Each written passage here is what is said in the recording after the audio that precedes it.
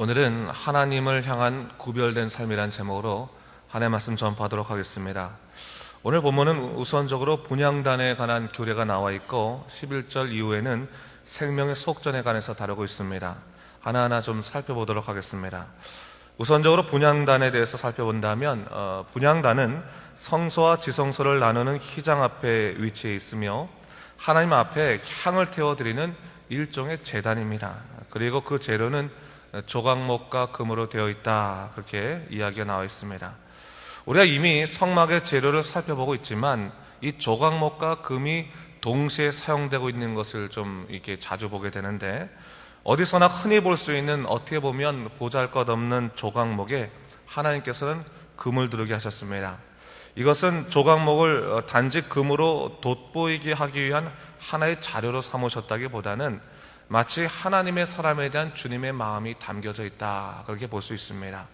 비록 세상에서 돋보이지 않는 보잘것없는 존재라 할지라도 하나님이 택하신다면, 하나님께서 함께 하신다면 세상의 어떠한 것보다도 보배롭고 가치롭게 사용될 수 있다는 것을 어떻게 보면 이러한 하나님의 재료를 통해서 우리가 알 수 있는 것입니다. 그 사랑이 우리 안에 있는 겁니다.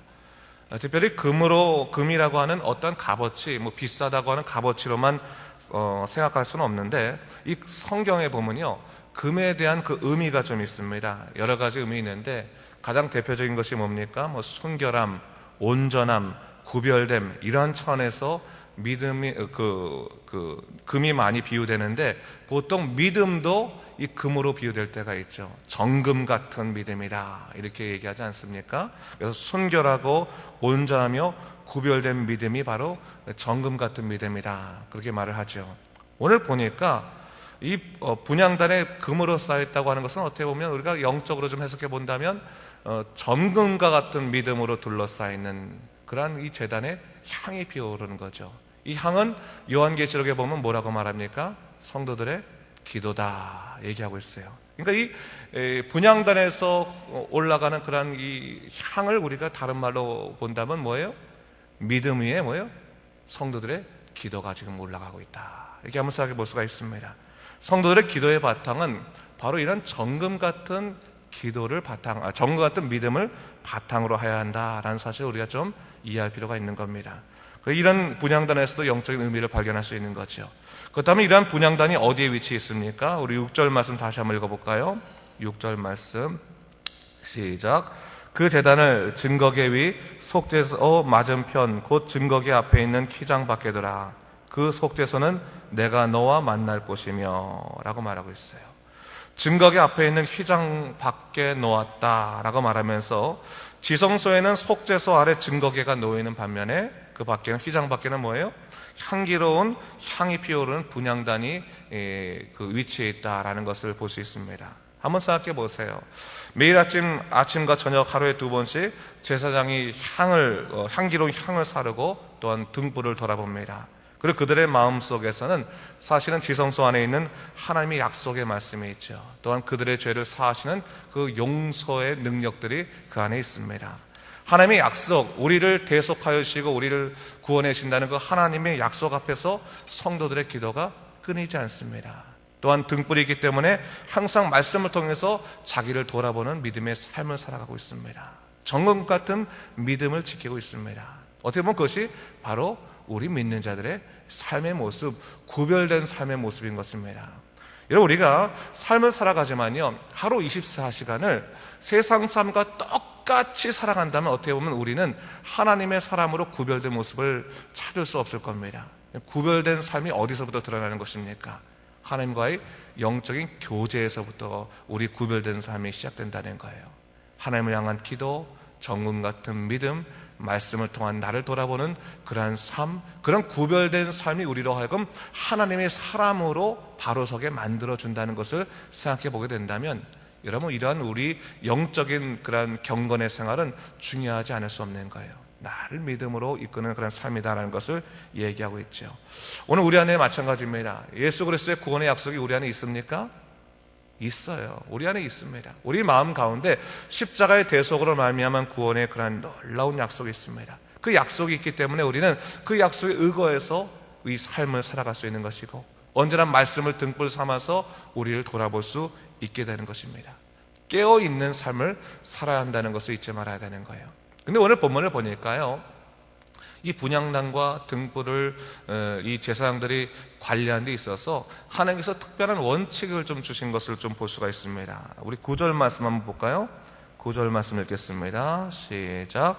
너희는 그 위에 다른 향을 사르지 말며 번제나 소제를 드리지 말며 전제의 술을 붓지 말며 라고 말하고 있어요. 향을 피우되 세 가지의 주의점을 얘기하고 있지요. 첫 번째는 뭐예요? 다른 향을 사를 수 없다라고 얘기하고 있죠. 정해진 향만 사를 수 있다라고 말하는 건데, 하나님께서 하나님께 피우는 향도 어떤 향인지 출애굽기 30장 34절부터 38절에 보면 구체적으로 나와 있죠. 소양향과 나감향, 풍자향을 향품을 취하고 그 향품에 유향을 섞어 소금을 쳐서 만들라 얘기하고 있는데, 나중에 다시 한번 설명하겠습니다. 어쨌든 뭘 얘기하고 있는 거예요? 아무 향이나 피우면 안 된다는 거예요. 향이 난다고 해서 피우는 것이 아니라 하나님께서 정해진 향을 피워라 라고 얘기하고 있는 것이고, 또 그것도 일종의 그것도 제단의 성격을 갖고 있으니까 그 제단이라고 해서 번제나 소제를 드릴 생각하지 말고 또 전제의 술을 붓지 말라고 얘기하고 있어요. 이 말은 뭡니까? 이것은 하나님의 의도에 의해서 구별되어 사용되는 것이다 라는 것을 얘기하고 있는 거예요. 여러분, 우리도 마찬가지입니다. 이 향을 다룰 때 제사장들이 소중히 다뤘다는 것이죠.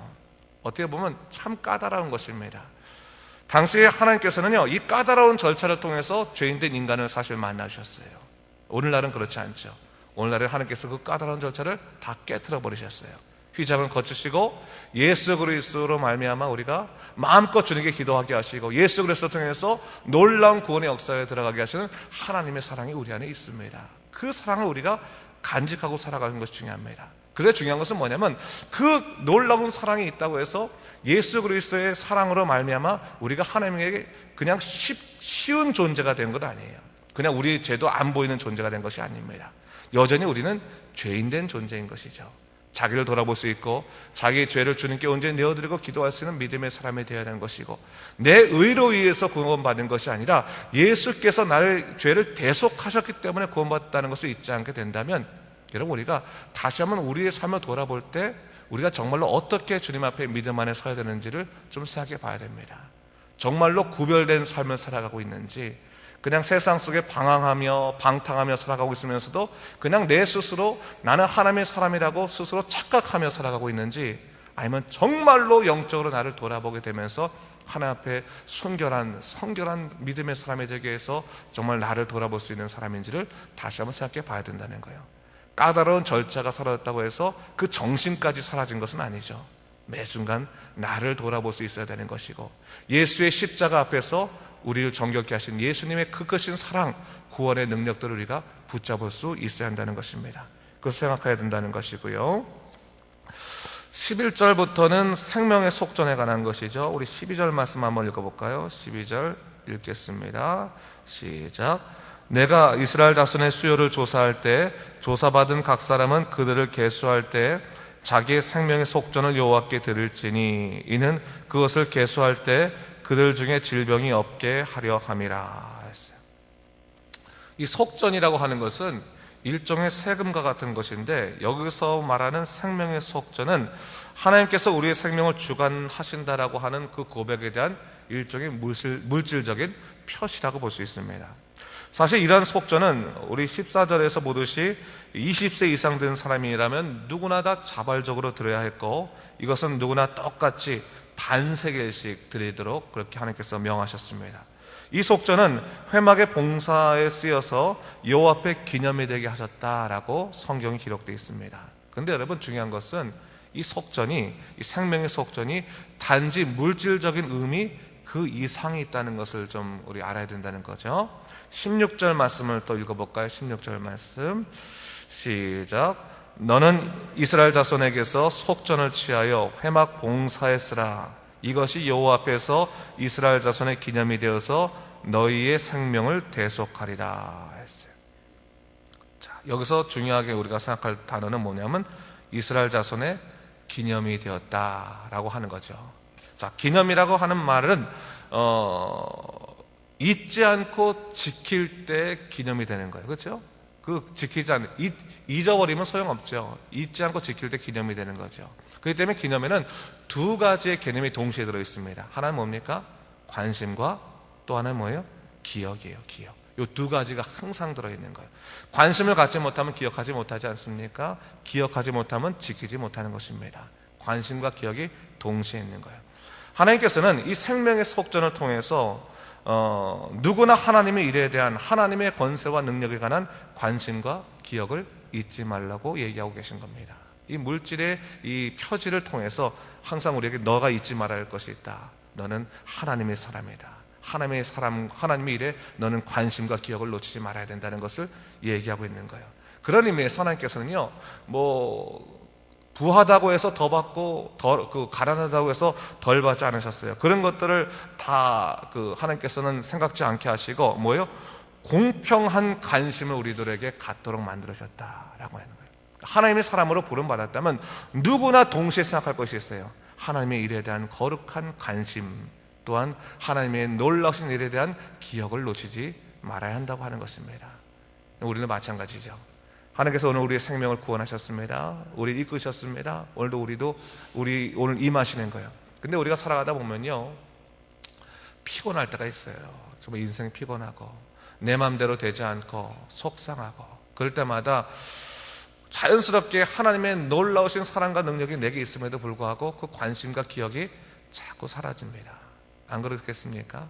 여러분, 우리의 생명을 구원하신 예수 그리스도의 대속함을 우리가 잊지 말아야 되는 거예요. 우리의 관심과 기억을 놓치지 말아야 되는 것입니다.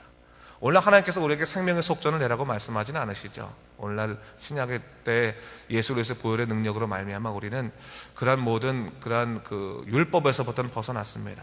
그러나 여러분, 하나님의 정신은 우리 안에 동시에 계속 있는 것입니다.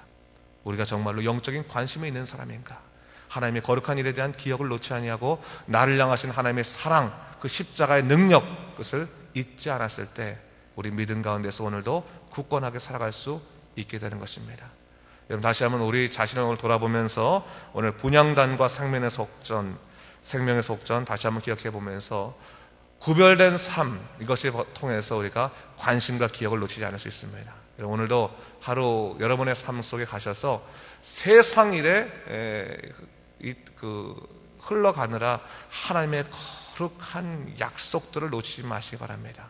여러분의 삶 어디에 있든지 그 관심과 기억을 놓지 않을 때 하나님의 놀라우신 사랑과 역사가 여러분들 속에 여전히 있음을 깨닫게 되고, 그 손길로 말미암아 능력으로 살아갈 수 있게 될 것입니다. 이 능력으로 살아가는 여러분 되시길 주님의 이름으로 축원합니다. 기도하겠습니다. 주님, 감사합니다. 이 아침에 다시 한번 주의 말씀을 통해서 우리가 하나님의 놀라신 약속들을 생각해 보게 됩니다. 주 안에 아버지, 우리가 성도들의 그런 삶을 살아갈 때 우리가 주님에 대한 관심과 기억을 놓치지 않게 하시고, 언제나 우리가 기도를 통해서 말씀으로 자기를 돌아보고 살아갈 수 있는 믿음의 사람이 될 수 있도록 주여 우리를 이끌어 주시옵소서. 감사드리며 예수님 이름으로 기도드립니다. 아멘.